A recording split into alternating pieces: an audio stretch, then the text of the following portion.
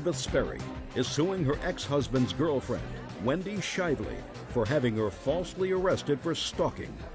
Wendy says she was concerned for her safety. Order. All rise.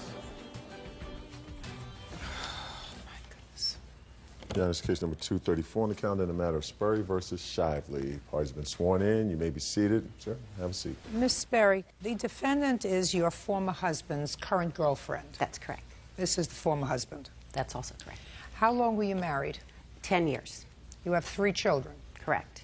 And am I correct that your husband has primary physical custody of the children? That is correct. As of when?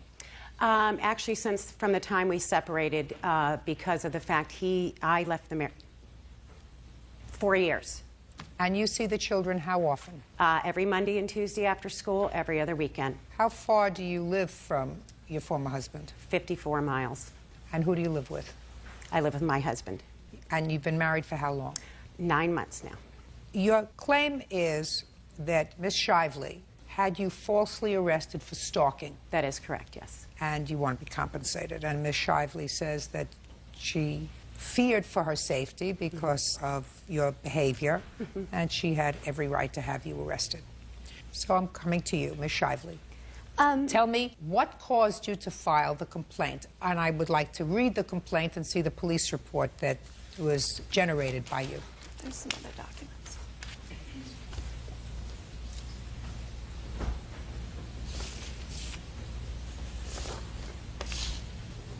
Okay, go ahead. Okay. On May 19th, Miss Sperry, that was the first contact I had with her, and it wasn't really contact. I noticed her following us. We were picking up some leaves. A neighbor had cut his trees down so we could see to drive around the corner. So we were out putting those into the truck to take them to the dump, and Miss Sperry kept driving back and forth. This was on a Thursday. It was not her day with the kids. May 19th. May 19th. All right. On May 19th, 10 a.m., I left my home to go to a doctor's appointment where I have been going to the doctor for about the past 10 years.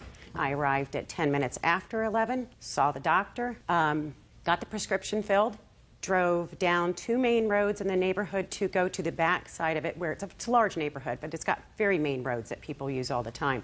To go to the back side, to go to the Wendy's drive-thru, get a grilled chicken sandwich, and go to work. At that time, I was in sales, and I worked in the immediate area. Did you drive by their home on May 19th? No.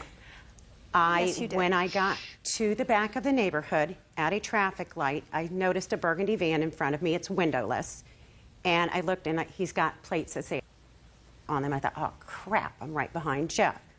I couldn't see in that van. There is not a single window on it. Just a second. So what you're saying is you live about an hour away, and on May 19th, you were in the vicinity of their home. Okay, next. But she had driven by 6 times before she was behind us in the burgundy van. I got it. Go Okay. ahead. Keep going. What's Okay. next? There were several other incidences. There was a June 7th incident. I had been taking her daughter, Allison, who's 11, to my tanning salon, not to tan, but she has some scars on her legs, and there's a spray type of tan you can use, and it covered them a little, so she was a little more confident. I never asked Beth. Jeff had given me permission to take her there, and Beth had gone into the salon, raised a scene. When I went in the next time, the ladies told me about it. I felt terrible, that I felt like I stepped on her toes, so I called her.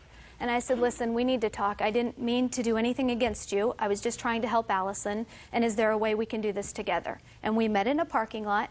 I gave her my cell phone number at that time because her and her ex-husband don't get along at all, thinking that perhaps I could keep them from fighting in front of the kids, arguing back and forth, because I care about the kids.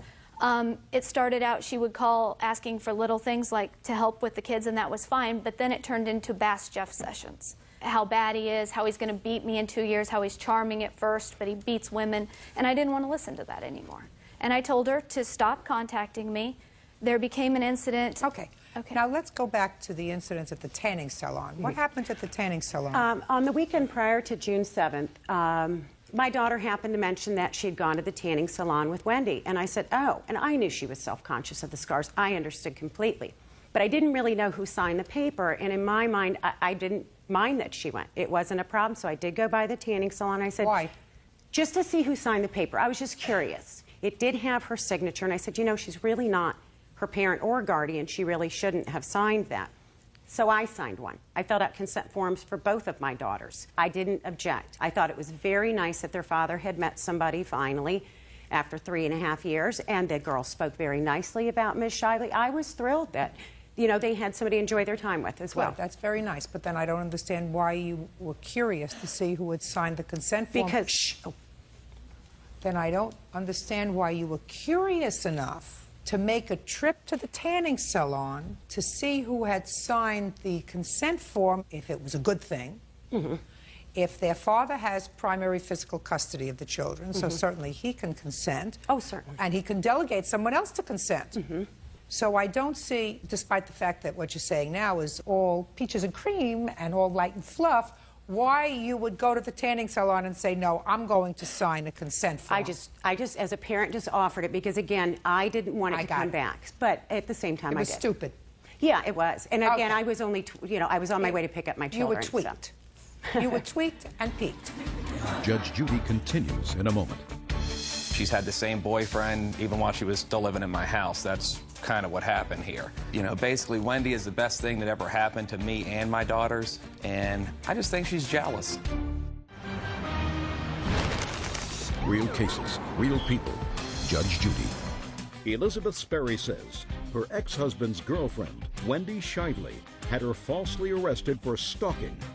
Wendy says she had no other choice. Did your husband receive custody of these children with your consent, or was it a court order? No, it was with consent because he is the only one who lived in the school district. I lived 3 miles away, and we did not want them to be moved. So no, back in May of '03, we consented that he would have primary physical for school enrollment purposes. So when you moved an hour away, you made no request to have the children move with you? No, I have not. Not at this point. I have... Stand up a second. I have a couple of questions. Okay. Mr. Corey, am I correct that there has been no request by your former wife to change the custody arrangement? She's tried in a roundabout way of doing it. How? Before Father's Day this year, that's one of the things that Wendy had a problem with her. She basically filled out some... Okay, then let Wendy tell me. Why don't you sit down? What happened on Father's Day? She showed up prior to Father's Day at my apartment. She called me and told me she had just dropped off her kids. I never gave her my address, mind you. She had just dropped off her kids. How did you get her address? I did not have her address. I just knew that she lived in an apartment complex on the back side of the neighborhood. How did you know that? My children talked to me, and the only thing is they said, Wendy lives where Dad used to live. And I said, where? And they said the apartments. And I said, oh. He had moved out to the apartment complex 4 years prior, and that's all I knew.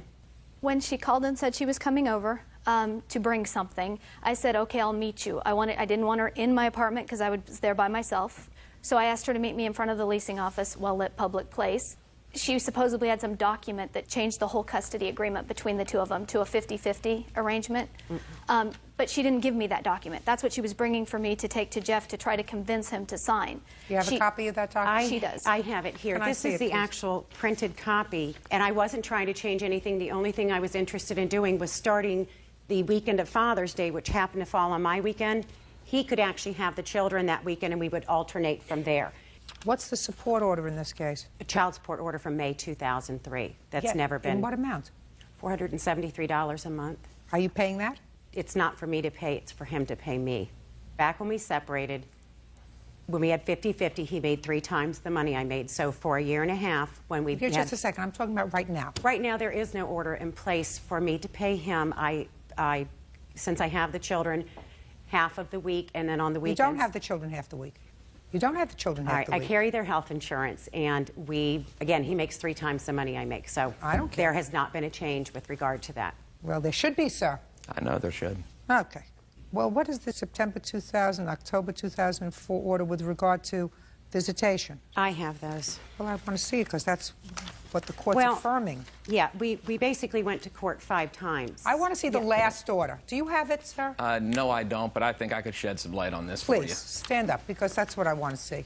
This last order here merely says that the order of October 22nd is modified to provide for overnight visitation, alternate weekends, Friday to Sunday. What you gave to her contains 7 things, including holidays, major parts of the summer, etc. Now, you want to shed light? I'm more than happy to hear you. This is what happened. We basically had 50-50 custody with our kids. In our original paperwork, I put that if she moved more than 30 miles away from where we both lived, which I knew she was going to be moving out to the Fredericksburg Culpeper area. She's had the same boyfriend even while she was still living in my house. That's kind of what happened here. She moved out there without telling me a word. When I found out, I went back to court. They basically said, the girls can't live out there with you. I ended up getting custody of my kids full time. And basically what she has now is she'll pick them up from me, drive them around in circles till she brings them back at 7 o'clock at night. It's a total fiasco. My kids are getting dropped off who knows where, and she doesn't even spend the time she has with them. That's a serious problem. They are 12, 11, and 7. My daughters are preteen, and they think they're going on 20. It's a problem. Their problem with me is I have rules. When they're with their mother, nobody's around to see if they're obeying the rules or not. You know, basically, Wendy is the best thing that ever happened to me and my daughters, and I just think she's jealous. All I want is to be left alone. I never wanted child support from her.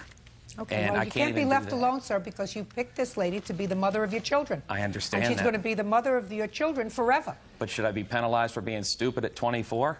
Well, for the rest of my life? Listen, should your children be penalized? Absolutely not. That's what I'm saying to you, sir. They have a mother. And for better or worse, they have two parents. It's not a good thing for them not to feel loved and supported by both parents. Now, children, in situations like this, where you live far away from each other and have to live with one parent or another, they're living with you. That's great. Doing it. That's great. And I can understand her perspective of she would like to have her children with her. She made her choices 4 years ago, and unfortunately, now she would like to have her choice and the children too. That's not going to happen. Exactly. Do you understand that? Oh, I understand. Good. You can't have your choice, your heart, and your children. You left. That's it. That doesn't mean that she's going to leave you alone. She's not going to leave you alone, because that's what happens. She's not smart enough to leave you alone. She's not smart enough to say, this is it, this is the story, and she will continue to fight you for your children. Children will get older. You'll make a rule for your 15-year-old. You won't like a boyfriend. She'll say, I'm going to mommy. Get over it. It's going to happen. That's what happens when people get divorced. Now you can sit down.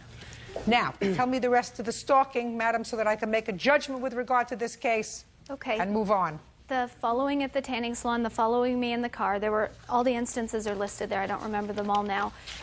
Factored in with, I was afraid all the time because she didn't represent herself as a stable, sane person to me. And I don't mean to be mean, but that's what it was. So I was Give me afraid. an example. Trying to sneak over that custody agreement. She showed up with the custody agreement and then wouldn't even give it to me. She asked for my email, saying it wasn't dark enough for me to read. Could she email it? She was trying to gather more information.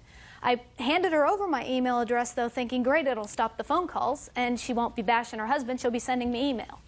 But I'm afraid of her. The final straw was Father's Day when I picked her children up Father's Day evening at McDonald's. Was afraid they would get into it because it was a bad day for everybody. Picked him up. She came storming over to my car, yelling, give me Taylor's cell phone.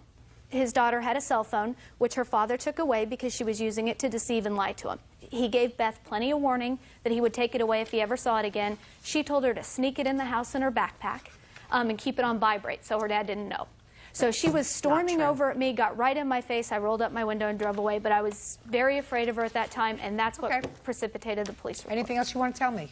I would like to tell my side of the story because this is just totally made up. I did meet Ms. Shively for the first time on June 7th. She did call, asked if we could talk, indicated she didn't want to have any problems. I agreed. Talked for about 20 minutes, offered me her cell phone number. It was very nice. So I left and got the girls, and my daughter saw her at the pool standing at the fence with her son, so they walked over to say hi. I took a glass of water to want a cup, and Mr. Corey pulled up and said, make a new friend. I'd pass on that, and I left with my middle daughter. 5 minutes later, he called me and left me a very nasty email saying she sees right through you, that sort of scenario. He's basically saying, while I have my children with me, I'm stalking her. Your children aren't with you when you have them. On 5:30, I picked up the girls on 5:29. Tell me about the incident with the cell phone. With regard to the cell phone, I had given my daughter a cell phone back in October. I showed up to get her. And that evening, I got a